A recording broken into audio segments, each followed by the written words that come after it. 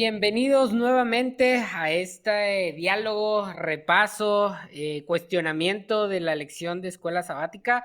Nuevamente estamos los cuatro. Fíjense que en un inicio cuestionábamos qué tan factible va a ser que estuviéramos los cuatro presentes la mayor parte del tiempo por temas de agenda y demás, pero afortunadamente nuevamente estamos los cuatro: Jenner, Ronald, un servidor Enoch y Luis Carlos. Luis Carlos, introdúcenos un poquito de qué vamos a hablar esta semana. Claro que sí, muchas gracias, Enoch. Como siempre, una excelente introducción a este estudio. Lección número 6 para el día 6 de mayo, titulada La hora del juicio. Esta lección tiene como versículo clave Romanos 13, 11 y 12. Y hagan esto conociendo el tiempo, que ya es hora de levantarnos del sueño. Señores, en esta lección precisamente se estudian fechas y profecía bastante precisa por la cual tenemos que hacer bastantes matemáticas. Y sinceramente, a diferencia de otras lecciones, puede ser que estemos un poquito más perdidos en cómo llevarla, pero creo que es parte del proceso de aprendimiento, de aprender y edificar nuestro conocimiento y discutir qué nos ha impresionado de esta lección. Déjenme empezar así. Esta lección cuenta una historia de una profecía, específicamente la profecía de los 2300 tardes y mañanas.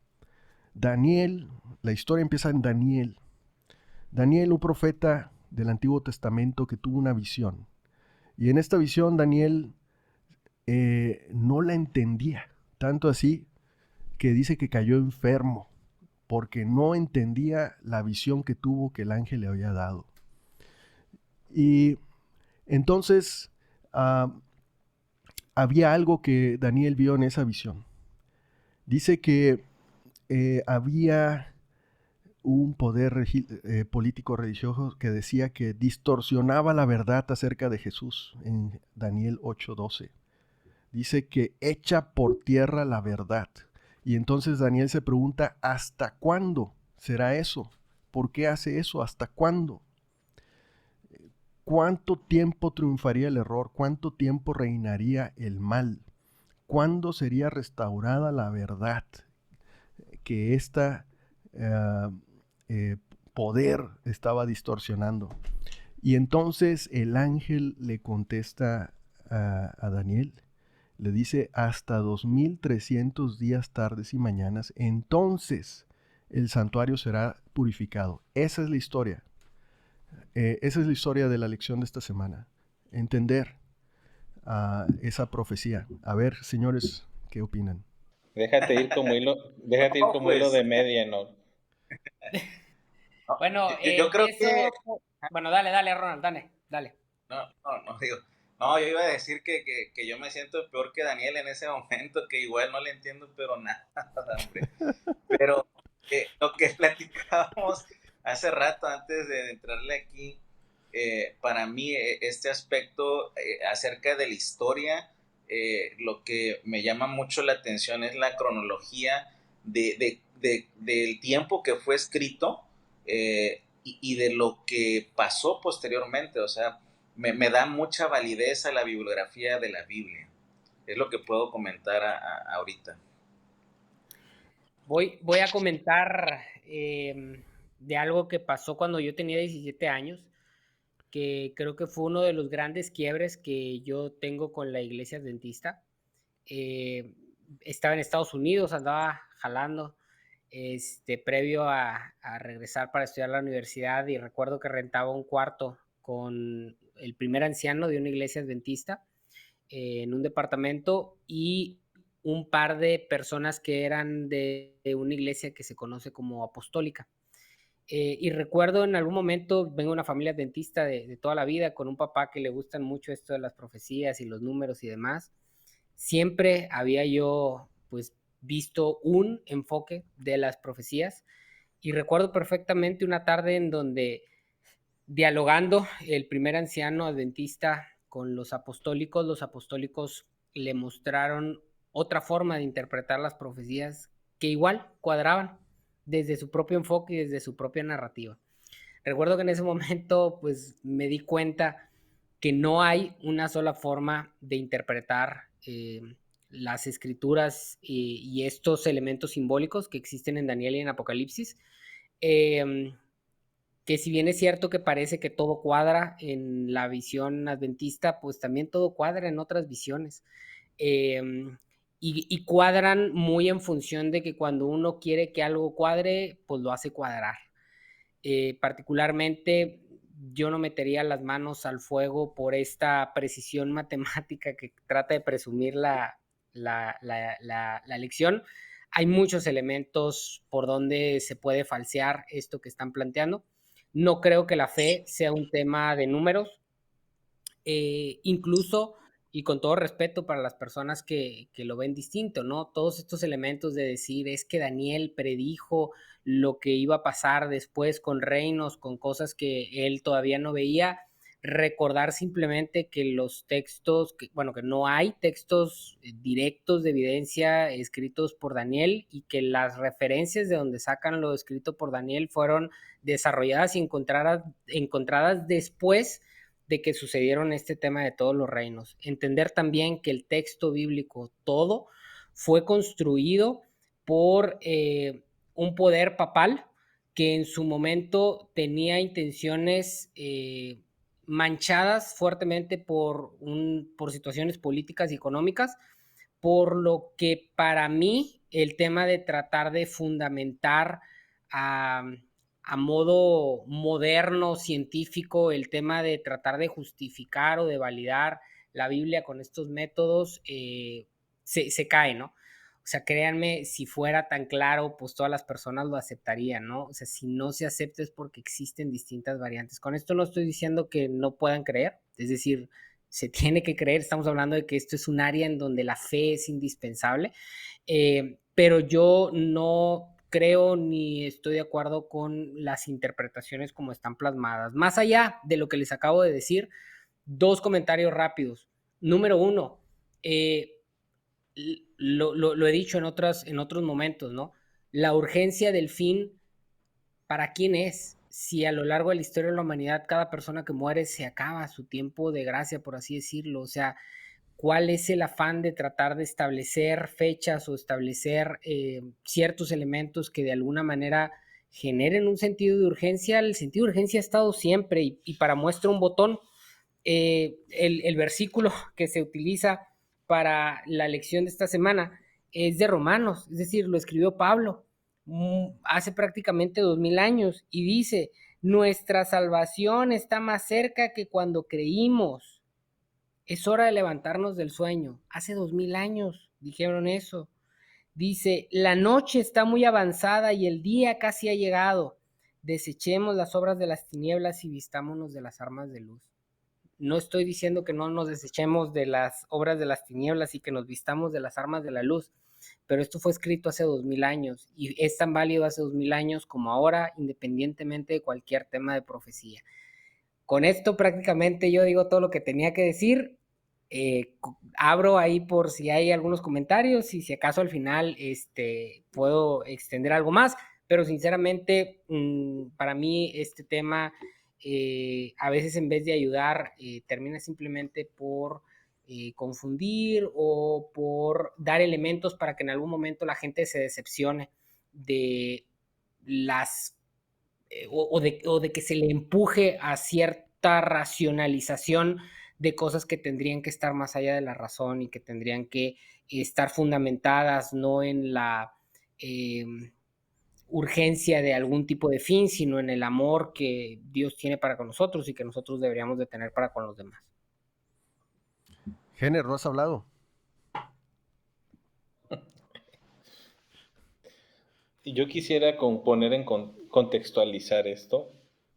¿Qué les parece si nos vamos a 1844, finales de ese año, donde el movimiento millerita ya está evolucionado y tenemos un grupo de gente muy comprometida con un movimiento y con un subconjunto de creencias, donde para ellos era una realidad que que el Mesías o que el Cristo venía por segunda vez.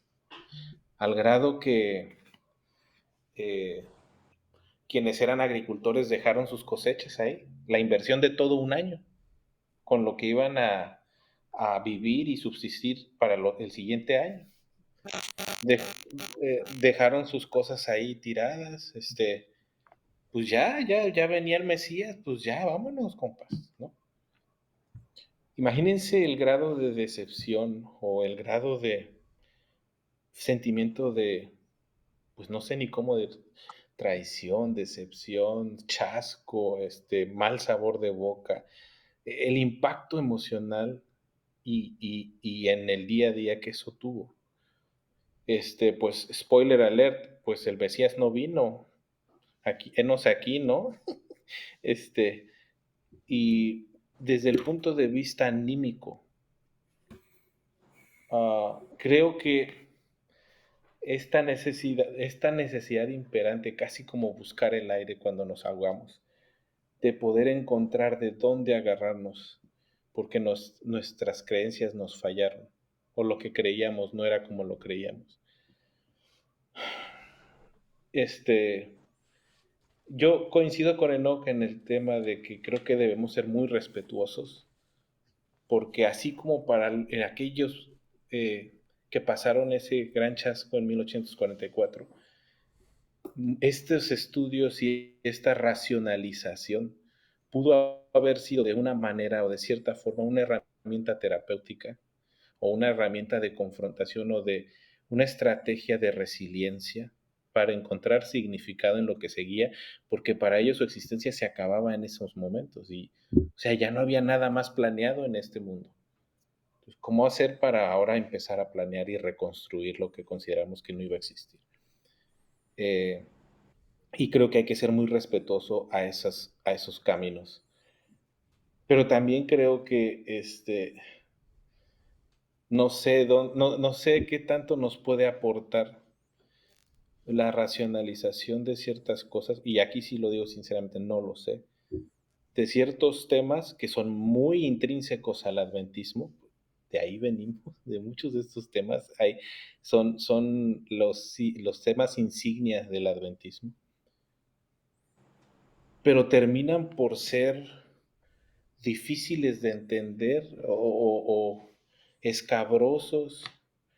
ah, y me parece, y esta es una idea, me gustaría saber qué opinan ustedes, que si algo hemos visto por lo menos en las 4 lecciones anteriores, no, en las 5 lecciones anteriores, las que sea que van, es que hemos visto a un Dios que está constantemente tratando de acercarse a nosotros de una manera lo más, no es natural, pero de lo más directa posible, de lo más asequible posible. Porque ya tenemos nosotros muchas broncas nosotros mismos, como para que Dios le ponga más capas de complejidad a este acercamiento, ¿sí? O sea, está haciendo un acercamiento como a un niñito de preescolar, porque pues el niñito tiene muchas áreas de oportunidad, le falta crecer al chamaco, ¿no? Por decirlo de una forma. Entonces me cuesta mucho trabajo o entender el sentido de estas aproximaciones como el cuello de botella para construir una narrativa o una cosmovisión donde todos deben entrar. Sí creo que son herramientas que para grupos como por ejemplo los que tuvieron que pasar por el Gran Chasco en 1844, fueron herramientas para reconstruirse, agarrarse de lo que hubiera y reconstruirse. Pero no vivimos 1844. Vivimos otra realidad completamente distinta. Pero sí tenemos un desafío, bueno, pero sí seguimos siendo llamados por la divinidad o buscados por la divinidad de una manera lo más asequible posible, porque seguimos teniendo un montón de broncas nosotros como humanos. Entonces ahí estoy. Yo sé que no resuelve nada. Eh, Estas cosas de los tiempos y estas cosas de súmale y réstale, eh, es más, nosotros construimos el concepto del tiempo como humanos. Es un concepto que cuando hablamos de eternidad y que es una cualidad divina, Dios es eterno, la variable se elimina del tiempo porque para la eternidad el tiempo es irrelevante. ¿Qué es 2 tiempos? Súmale 2 tiempos más, sigue siendo irrelevante para la eternidad. Entonces, solo quiero transmitir resumiendo, tengo más preguntas que respuestas. Creo que no es un tema para echar a la basura, porque para algunas personas en tiempos y lugares muy particulares fue la manera como encontraron para reconstruirse. Y eso creo que es rescatable y válido. Pero también no estoy de acuerdo en que tenga que ser el cuello de botella por donde todos pasan para recibir la tarjeta de membresía, ¿no? Porque me parece que no es lo que hemos visto las últimas lecciones. Más bien hemos visto un Dios asequible, buscándonos y acercándonos, sabiendo que está buscando criaturas que no saben ni qué onda, nosotros los humanos, que traen un montón de broncas y se quiere acercar para ayudarnos en ese proceso. Y si nosotros permitimos acompañarnos en esa emancipación de nosotros mismos, ¿no? Se me olvidó poner el tiempo, no sé ni cuánto llevo, pero hasta ahí lo dejo por ahora. Pues mira, ojo, que no, si ustedes creían que íbamos a hablar aquí de 2300 días y cómo se dividen eso y cuándo se cumplen, pues no, ¿verdad? No es, digamos, nuestro fuerte. Pero yo sí traigo un argumento así como trae Enoch, justo antes de empezar la discusión. Me puse a pensar qué podemos decir de esta lección. Yo quisiera ir un poquito más atrás y decirles, bueno, ¿de qué nos sirve o por qué es importante echar un vistazo a estos números y a la profecía en general? Es un tema, un capítulo de profecía completamente, cumplimiento de ciertos eventos. ¿Por qué es importante? Y en Juan 14:29 tenemos una de las respuestas. Dice, y ahora os lo he dicho antes que suceda, para que cuando suceda, creáis.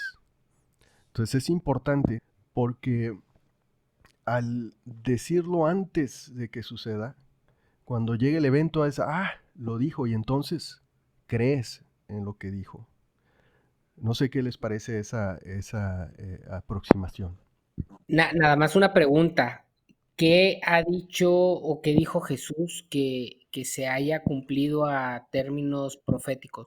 Porque, a ver, este tema del cumplimiento de los 1800, de los 2300 días en 1844, pues, ¿cómo podemos saber qué sucedió? Es decir, es una construcción de que algo sucedió en el cielo del cual no tenemos ningún tipo de evidencia. Sí, bueno, ahí a lo que el evento principal. Mira, yo no soy un experto en eso, estoy igual que ustedes, ¿verdad? Para empezar. Pero el evento principal que se refiere es al nacimiento y la muerte de Cristo. De hecho, por eso les mandé por ahí les mandé un link de una página de internet donde hablaba un poquito en qué fecha nació Jesús, ¿verdad? Pero la primera parte de esta profecía habla acerca de predecir el nacimiento de Jesús, en qué año iba a llegar. Recordamos que el pueblo de Israel estaba en Babilonia, cautivo, oprimido, y ellos querían regresar a la Jerusalén y restaurar el templo. Y entonces estaban esperando al Mesías. Y ellos, así como nosotros, esperaban la salvación. Y entonces lo que yo entiendo es que la primera parte de esta profecía se cumple en el nacimiento y muerte de Jesús. Y a través de la interpretación que se le da, ese es el evento que se ha cumplido. Ahora, recordemos que la profecía habla de eventos pasados, presentes y futuros, a como la forma en la que la Iglesia Adventista lo ve es como historicismo, se llama el término, que es tratar de identificar los eventos en la historia en los que se cumplen las profecías a través del tiempo, a través de toda la historia de la humanidad, a través de y no necesariamente en eventos futuros ni pasados, sino una línea de tiempo continua, ¿verdad? Y en ese sentido, esa es la pregunta que tú haces. Entonces, ¿por qué efectivamente del final de esa profecía que se cumple en 1844, pues ahora sí que cuál es la evidencia de que se cumplió, ¿verdad? Yo concuerdo. Ahora, el argumento es que parte de esa profecía ha sido cumplida y sí hay evidencia de eso. Ahora, una parte es que lo que se dice se cumple y entonces creas. Esa es una de las importancias de la profecía. Y lo otro, dice que en Isaías 46, dice 9 y 10, dice, acordaos de las cosas pasadas desde los tiempos antiguos, porque yo soy Dios. No hay otro Dios. Nada hay semejante a mí, que anuncio lo porvenir desde el principio y desde la antigüedad, lo que aún no era hecho. Creo que una parte del cumplimiento de estas profecías es la venida de Jesús, su vida aquí en la tierra, ¿verdad? El Mesías prometido. Y por último, ¿cuál es la importancia de la profecía? Ahí se los voy a dejar. Dice, para influir positivamente en nosotros, para fortalecer nuestra fe al contemplar la precisión con la que las cosas se cumplen, estar preparados. En 1 Corintios 14:3 dice edificación, exhortación y consolación. Ahora, en lo que sí estoy también de acuerdo con Enoch y Jenner, a ver, yo creo que la diferencia de interpretaciones es algo que divide y algo que no nos hace bien estar tratando de convencer a otros de fechas y tiempos y y decirles que así es la cosa. Yo no estoy tan convencido de que eso tenga un fin práctico importante para llegar a otros. El convencerlos de fechas, de convencerlos de que así es el tema. Creo que más bien el asunto está hacia de qué estás convencido tú. En que nazca en ti esa chispa de la curiosidad y entonces te pongas a leer, a investigar, te pongas a cuestionar como lo estamos haciendo aquí. Dices, ¿por qué? Y entonces llegas y empiezas a leer y bueno, puede ser que llegues a diferentes conclusiones, pero sí creo que divide un poco y esas diferencias pueden hacer que en lugar de acercarnos nos alejen. Y entonces te vas un poco del propósito final de las escrituras y el propósito de Dios para sus hijos, que en lugar de alejarnos debemos de estar más cerca entre nosotros, ayudarnos entre nosotros. Sí creo que las profecías tienen su importancia, como lo vi en estos dos textos, pero tenemos que tener cuidado en cómo las comunicamos y cómo observamos la visión que otros tienen de estas profecías.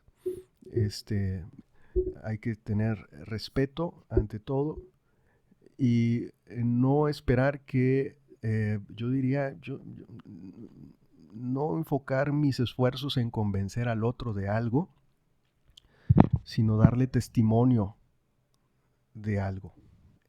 Yo que por ahí iría mi opinión acerca de esta profecía. Y a ver, alguien más que quiera hablar. Y después tengo otro tema que tratar antes de finalizar el podcast. Es que creo que debemos ser consistentes, o por lo menos considero que Dios es consistente, ¿sí? Y en la manera es congruente. Y podemos usar esto para irnos guiando de alguna forma.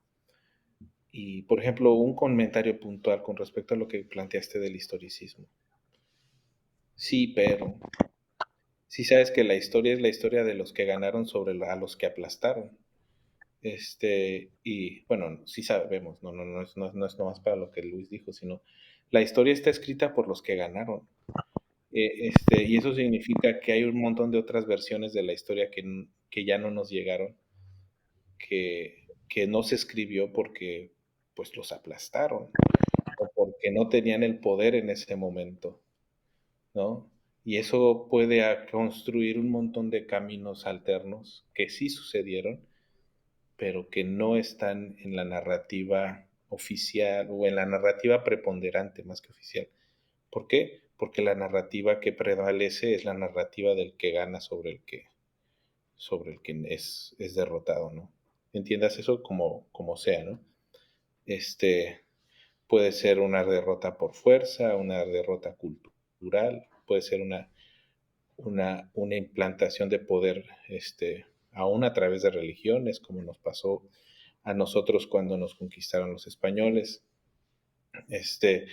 Entonces, este tema del historicismo creo que sí concuerdo, pero no me preocupa, me brinca el tema que es que la línea histórica no es una línea histórica, es una narrativa que se ha elegido contar por algunos pocos, ¿no?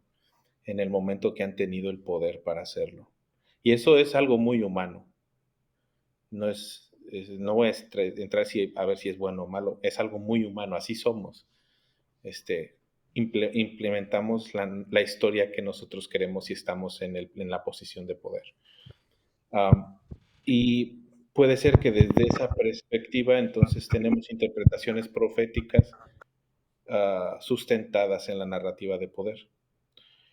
O puede ser que también estas profecías se cumplen a través de hechos que ya perdimos, porque algunos de estos hechos no fueron parte de la narrativa de poder. O sea, para los dos lados puede ser.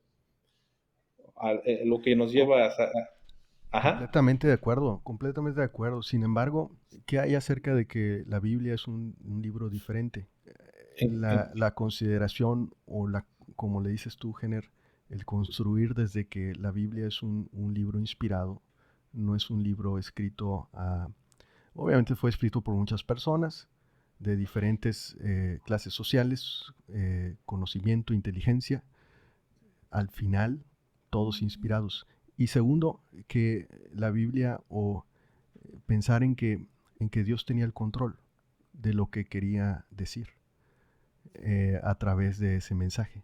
Ahora, yo no sé qué opinan de ese. Entonces, si lo ves desde esa perspectiva, entre una historia de poder, pues es la historia de poder de Dios, lo que Dios quería Mira, decir. aguanta, déjate, la dejo para el home run, ¿no? Este, porque ya vi que ya hasta se despertó. Sí, ya se despertó, la sonrisa, la sonrisa. Sí. Pero, pero es que otra vez el tema es la autoridad de la Biblia. Así es. La autoridad de la Biblia no es automática. Tú decides si tiene autoridad o no, en función a lo que tú quieras. Y también que tú defines qué es autoridad, ¿no? Porque entonces ahí, o sea, hay un montón de supuestos que hay que asumir para llegar a lo que acabas de decir, Luis. O sea, ¿cuál es la autoridad? La Biblia tiene autoridad, ¿qué tipo de autoridad? ¿Cómo definimos autoridad?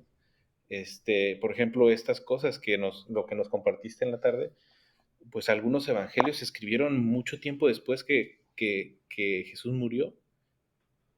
Si es que murió en esas fechas, porque pues Entonces, ahora, pues cuestionas igual cuál es la veracidad de lo que dicen, ¿verdad? Si se acordaban bien de lo que era. ¿O cuál es el objetivo de la Biblia? O sea, ¿cuál es la naturaleza de la Biblia? ¿Es un libro biográfico o es un libro que recaba historias y narrativas que nos sirven como escalones o peldaños para construir espiritualidad? O sea, son cosas muy distintas, ¿no? Y esto nos lleva a un montón de preguntas, porque nos tendríamos que ir a Génesis 1 y ahí la cosa va a empezar a patinar más. Pero el hecho de que la Biblia no sea un libro biográfico o literal en todos sus capítulos, le quita valor a la Biblia? Me parece que no. Me parece que ni siquiera aporta la narrativa de si la Biblia es valiosa o no. El Enoch está así, mira, que Sí, ya ya, se me le va a callo. salir Adelante. ahí. No, no, no, Échale. no. Ahí va nomás a lo que mencionó Luis, ¿no? Creo que lamentablemente la Biblia ha sido utilizada para defender ciertas posturas muy humanas. al grado, Luis Carlos, que tú planteas este elemento de decir, bueno, es que Dios inspiró lo que de alguna manera nos está transmitiendo la Iglesia Adventista a través de esta lección. El problema es que la Biblia es la misma con la que los apostólicos y otras religiones dan interpretaciones distintas que encuadran del mismo texto. Entonces, a ver, la inspiración es una de Dios, pero la interpretación que hacemos nosotros habla más de nosotros que de Dios. Es decir, el texto ahí está y existen más de 5,000 religiones basadas en la Biblia que tienen diferencias significativas como para diferenciarse y utilizan a la Biblia para tratar de defender su punto. Yo sinceramente veo en este planteamiento, o la única utilidad que yo le veo a este tipo de planteamientos tan específicos y puntuales es tratar de defender o tratar de eh, posicionar la identidad adventista, que no lo voy a juzgar, es decir, al final somos humanos y se generan grupos y los grupos necesitan identidad y la identidad requiere de símbolos, requiere de narrativas y se construye una narrativa para defender al adventismo, perfecto. Todas las iglesias tienen sus propias narrativas, sus formas de defender su propia identidad. Pero me preocupa eso que se menciona, ¿no? O sea, hasta qué punto esto nos acerca o nos aleja de un ideal espiritual en donde estemos más bien buscando cómo tender puentes entre los seres humanos y no construir muros que de alguna manera nos separan entre nociones particulares de verdad. Y último comentario, y creo que va a sumar a esto. Hace algunos años yo estuve experimentando un semestre académico de investigación en la Universidad Hebrea de Jerusalén y tenía por asesor a un rabino. En algún momento, pues, dialogué yo con él respecto a muchos temas y voy a hacerles un par de comentarios que creo que están relacionados con este tema de que estamos viendo esta semana. Número uno, o sea, yo en algún momento cuestionándolo acerca del tema de las profecías y demás, él me dijo algo que considero que es muy sabio. Me dijo, tú puedes buscar en la Biblia todas las veces que Dios habló o amenazó, vamos a ponerlo así, respecto a alguna consecuencia negativa futura. Y dice, o no negativa, o sea, sobre alguna situación futura. Dice, las cosas positivas vas a encontrar que siempre invariablemente se cumplieron. Las cosas negativas, los castigos, las promesas de algún tipo de consecuencia, de fin, dice, eran condicionadas y cuando el pueblo ante el planteamiento cambiaba, entonces la consecuencia no llegaba. Dice, lo puedes rastrear, dice, o sea, lo puedes rastrear esto en el Antiguo Testamento. Uno, que creo que es muy válido y que podría ser una línea en donde yo diga, bueno, a lo mejor por ahí hay una línea donde se puede justificar el tema de pensar en una idea de fin, no tanto por el fin en sí, sino por ver cómo eso a lo mejor nos ayuda a generar ciertos cambios, ¿no? Dos, que para mí es todavía más importante. En algún momento, y ahora lo recuerdo y hasta me da vergüenza haber hecho esas preguntas, pero llegué con este tema, ¿no? Oigan, ¿y ustedes los judíos qué opinan? Oye, sí, el mundo fue creado hace 6,000, 7,000 años, en 7 días. Oye, de verdad a Jonás se lo tragó una ballena. Y mi asesor, no sé si entre pena y haber dicho, este pobre chavo, está bien verde, me dijo lo siguiente.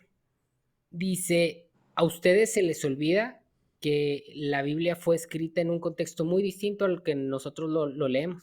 Dice, ahorita todo lo leemos con los ojos de la modernidad, con una idea de verdad científica, histórica, que en aquella época no existía. Dice, para los judíos las nociones de años, de precisión matemática, de fechas, de historicidad o no historicidad, eran totalmente irrelevantes. Para el judío de la época en donde se escribió la Biblia, dice, las nociones de verdad tenían que ver con si me es útil a mi espíritu esta narrativa, me sirve para construir identidad, me sirve para darle un sentido a mi vida, y si me sirve, es verdad. Y si no me sirve, no me importa que los años sean cuadren o no cuadren, si sucedió históricamente o no, no me importa, no es verdad porque no me está siendo de utilidad y no hace sentido con la construcción de vida que yo estoy armando. estas nociones de verdad y de historicidad son muy modernas y no tienen nada que ver con lo que había en la cabeza de los escritores bíblicos. Estas imprecisiones, Luis, que nos mostraste ahí en lo que nos mandaste, de que si los años y que si las fechas y que si Jesús, a lo mejor en esos errores de datación se pierde, a lo mejor estaban esos errores de datación porque en ese momento no era relevante. No había ni Hoy calendario, vivimos en... ni Pues calendario sí, como lo conocemos. sí, sí, o sea, a lo que voy es que todas estas nociones de precisión y de cuadrar cosas y demás son muy modernas. Y la Biblia no fue escrita en ese contexto. Entonces, ojalá que para bien o para mal lo que podamos aprender de esta lección o de las narrativas que podemos encontrar en las distintas religiones, las pasemos por el filtro de si nos es útil en nuestra relación con Dios, si nos lleva más a amar a Dios, si nos lleva más a amar a nuestro prójimo, si nos lleva a acercarnos más a un proceso de transformación personal, y si en ese sentido nos ayuda, es útil. Ahorita decías, oye, es que cuadran las cosas. Perdón lo que voy a decir y la analogía o la referencia o la comparación a lo mejor no es del todo precisa, pero a mí a eso me suena. Tengo amigos y amigas, ahorita anda muy de moda este tema de ir a que te lean el tarot y las cartas y este, que si el Sagitario y que si la luna llena y a Chuchita la bolsearon. A mí por una parte me da risa, casi tanta risa como el tema de esto de las profecías, pero te topas con gente y sobre todo con las nuevas generaciones que andan muy metidos en esta onda, que te dicen, es que es impresionante cómo cuadran las cosas. Es que cuando la luna está en quién sabe qué madres de Venus o no sé, la verdad es que desconozco, pero que Mercurio retrógrado y que quién sabe qué, entonces la vida se me complica, ¿no? Y entonces empiezo a experimentar cosas. A ver, pues es que si le buscamos tres pies al gato, se los vamos a encontrar, ¿no? El cerebro humano tiene una capacidad de construir realidades impresionante. Entonces, si te es útil Mercurio retrógrado, dale. Si te viene bien este tema de las profecías para confiar en que Dios es bueno y que está al control de las cosas, dale. Y si te gusta el reggaetón, dale. Con esto cierro mi Con eso, participación. con eso remata. Mira, concuerdo ahí. No, Lo dijiste, yo no dijiste voy una a parte. permitir que mencionemos el reggaetón en este podcast.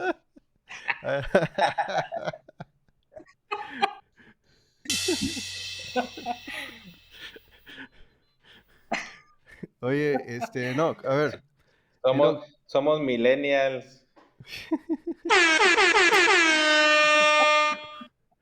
a ver, Enoch, de acuerdo, mira, dijiste una parte muy, muy importante. O sea, la Biblia ha sido utilizada. La Biblia ha sido utilizada. Y de hecho así abrimos el podcast, o más bien así quise abrir, con el versículo de Daniel 8:12, que dice, echó por tierra la verdad, hizo cuanto quiso y prosperó. ¿Verdad? En el sentido en que el mensaje es tergiversado, le dice la gente, ¿no? Ahora vamos a terminar con la parte práctica que tiene que ver con el significado de la purificación del santuario. ¿Verdad? Porque al final de esta profecía, el cumplimiento o el punto final de esta profecía era que había llegado el tiempo, decía, entonces el santuario será purificado. ¿Qué significa eso? Prácticamente, ¿qué significa que el santuario será purificado? Bueno, es que la cultura hebrea, específicamente de los hebreos del tiempo bíblico, toda su cultura giraba alrededor de su religión. Su religión era una expresión de todo lo que hacían. No era como el día que tú eliges ir a la iglesia, pues vas a un culto, a una misa y ya después de ahí te quitas tu camisa de religioso y le sigues. No, eso es muy antihebreo bíblico. El hebreo bíblico ejercía su religión en absolutamente todo lo que hacía. Entonces, y estaba estructurado por ciclos, ¿sí? Era muy metódico. la vida hebrea era muy metódica, porque cada cosa que sucedía era un símbolo de su religión. Esta limpieza del santuario, especialmente en el santuario mosaico, era parte de los Shabbats anuales. Así no me falla la memoria ahorita, pero hay 7 distintos Shabbats anuales. 7 fiestas judías. Ajá, anuales. Pero hay Shabbats semanales, mensuales y anuales, ¿no? El Shabbat semanal, el Shabbat donde los judíos iban a la sinagoga y lo guardaban como un día separado, un día santo. Pero también hay Shabbats mensuales, el día de la luna, y otros que se me van ahorita los nombres, y hay Shabbats anuales, estos 7 distintos. Algunos eran antes de las cosechas, otros eran después de las cosechas, y el de la limpieza del santuario, el Yom Kippur, no era el último, pero sí era uno de los que sucedían después de la cosecha, y era cuando Jehová o Yahweh limpiaba los pecados de ese ciclo anual, ¿no? Era un día de limpieza, como limpieza profunda, por decirlo de una forma. Y después venían otros, después venía la fiesta de las trompetas y de los tabernáculos, que eran fiestas gozosas porque Dios los había limpiado, o como que los había dejado como nuevos, listos para otro año de chamba, ¿no?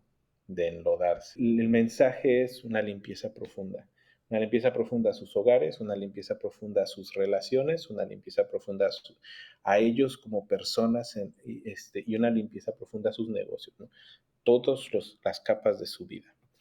Entonces a mí me parece que persiguiendo este hilo conductor que hemos estado tratando de caracterizar, donde creo que hemos estado de acuerdo en que nuestra relación con Dios, por lo menos para nosotros como humanos finitos, no nos da para más que para ejercer nuestra espiritualidad a través de lo relacional, ¿no? Enoch le dice el otro, que puede ser nosotros como humanos o la divinidad o la trascendencia, pero no nos da para otra cosa. Así es lo que hay, ¿no? Y en ese proceso nos vamos transformando poco a poco y construyendo características asociadas a la divinidad.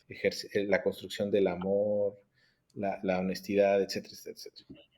Entonces, estas limpiezas anuales, si no nos llevan, o estos simbolismos antiguos, si no nos llevan a ser consistentes con esto, con un Dios que nos invita a relacionarnos con el otro, como la expresión más sublime de lo espiritual, con mi hermano o mi hermana de al lado y con la divinidad, y me aleja y me hace segmentarme de mis hermanos, pues entonces como que ya no es consistente con el hilo conductor que llevamos. Y me parece que ahí es donde podemos encontrar algo de guía. O sea, si para ti, amigo, amiga que nos escuchas, bueno, si es que nos estás escuchando ahorita y no te alarmaste con lo que hemos dicho, si para ti estudiar estos temas desde el punto de vista de echarle números, sumarle y restarle, construye en ti competencias para acercarte o estar más cerca del otro, aunque sea muy diferente a ti, pues es consistente con lo que es consistente. Pero si no, entonces puede ser que si te está diciendo, no, es que nosotros sí tenemos el entendimiento, ¿no? Y fuchi la chusma que no le entiende bien este asunto, ya nos estamos segmentando y estamos siendo contraintuitivos a esta conexión con lo humano, con el otro. ¿Qué me refiero con conexión? Híjole, no sé, pero acercarnos al otro y tocarnos en ese.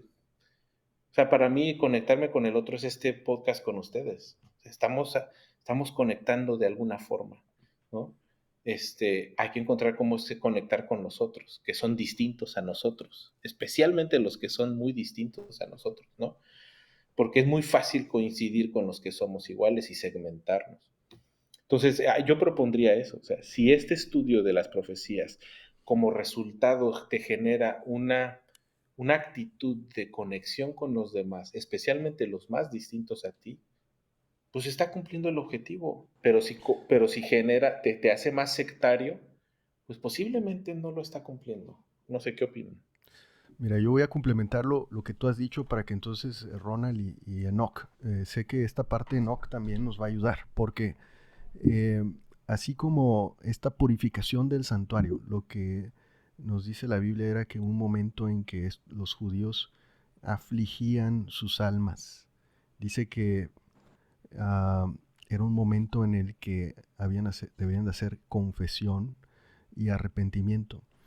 Entonces yo veo esto como un momento en la historia que para los judíos era cada año, esa purificación del santuario.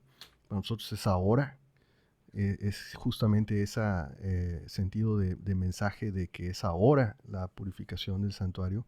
Eh, es un momento de introspección, de analizarte, de verte y de afligir tu alma y decir, bueno, ¿qué estoy haciendo? ¿Dónde estoy? ¿Por qué lo hago? Es un momento de introspección, es un momento personal de análisis. ¿Y para qué?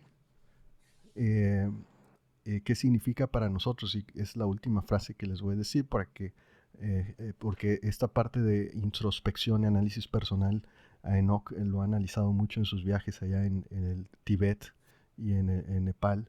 Eh, y, eh, pero, ¿qué significa para nosotros? Dice que es un llamado para responder al amor de Dios, de aceptar su gracia y vivir en base a eso, ¿verdad?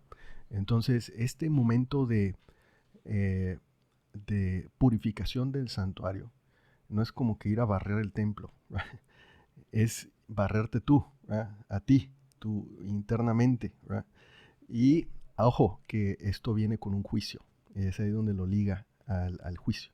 Dice, el que no lo haga será cortado. Así termina el versículo, el que no haga esto será cortado. Mencionaste ahí una palabra de un llamado, ¿no? Creo que una característica también de Dios es un Dios que llama. Muchas veces también me ha tocado escuchar que la Biblia también es una Biblia de llamado constantemente. Y aunando lo que comenta Jenner, creo que eso es verdad. Este llamado es para distintas personas. Probablemente, como menciona Jenner, si esto de las profecías te llama a ese relacionamiento o a esa interacción con la otra persona, de una manera en que vas reflejando, vas transformando tu carácter al carácter divino, pues está muy bien. Hay otras formas de llamado también. Hay otras formas, tal vez, no sé, en algún momento hemos escuchado acerca de la reforma pro salud. Es una manera también de llamar. Creo que en el texto de la Biblia hay distintas maneras en las que Dios va llamando a este proceso de transformación en el que creo que todos estamos transformándonos para poder similar a ese carácter divino. Fíjense que algo que valoro mucho de la Biblia, y no solo de la Biblia, sino de otros textos religiosos, es que tienen la capacidad de dar lenguaje, así sea simbólico y abstracto, a una realidad espiritual que experimentamos los seres humanos y que es muy difícil de nombrar. Es decir, si es a veces difícil en el ámbito de las ciencias y el conocimiento tratar de articular cierto grado de verdades respecto a las cosas, es todavía más difícil en algún momento tratar de articular y nombrar las cosas que experimentamos a nivel de sentimientos y emociones. Y es todavía más difícil tratar de darle lenguaje y de articular ideas respecto a lo que es, a lo que son estas preguntas que tienen que ver con el espíritu y con el alma, ¿no? Estas preguntas que están vinculadas con nuestra identidad, con nuestro propósito, con de dónde venimos, a dónde vamos, cuál es el sentido de la vida. Y la Biblia, a través de sus símbolos, a través de sus historias, nos da lenguaje para aproximarnos a esto, que para mí es lo más importante de la existencia humana. Menciona Luis esta figura, ¿no? Del santuario y de la purificación, y se me hace una figura extraordinaria, mejor que Mercurio retrógrado y que el reggaetón, para darnos imágenes y darnos lenguaje respecto a esos procesos que necesitamos experimentar en nuestra vida, esas pausas en donde tenemos, como bien dice Luis Carlos, sacar la escoba y darle un poquito de orden y limpieza a lo que llevamos dentro, ¿no? Me gusta mucho cuando se habla en la Biblia que al final nuestras acciones y la manera en que nosotros experimentamos nuestra realidad, una realidad compartida con nuestras parejas, con nuestros padres, con nuestros hijos, con nuestros jefes, con nuestros clientes, con nuestros proveedores, eso que terminamos sacando a nivel de frutos, no es otra cosa sino una consecuencia de lo que hay adentro. Es decir, por sus frutos nos vamos a conocer. Es decir, por los frutos nos conocemos, pero no somos el fruto, ¿no? Somos eso que da pie al fruto.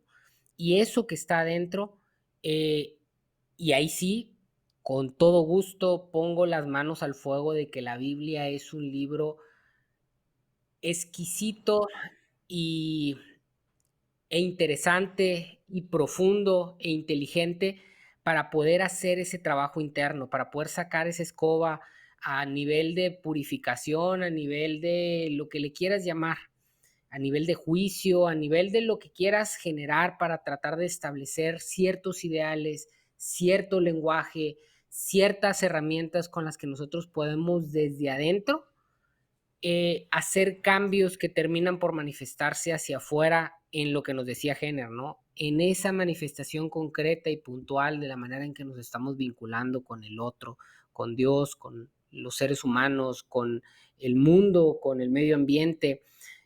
Todo eso se ve manifestado por esto que sucede adentro y en ese sentido, así como no meto ni la uña por el mensaje de profecías y demás, meto las manos completas y el cuerpo completo por la capacidad que tiene la Biblia de generar lenguaje para hacer ese trabajo interno. Independientemente si son en 1844 o si el fin empezó cuando Pablo dijo ahí que ya estaba muy cerca, no importa. Lo que importa no son los tiempos, cuando hablamos de temas espirituales que son eternos y que por lo tanto escapan de los límites del tiempo y del espacio. Lo que importa es que utilicemos estas narrativas para nuestra propia transformación. Muy bien. Pues yo creo que con eso podemos ir terminando.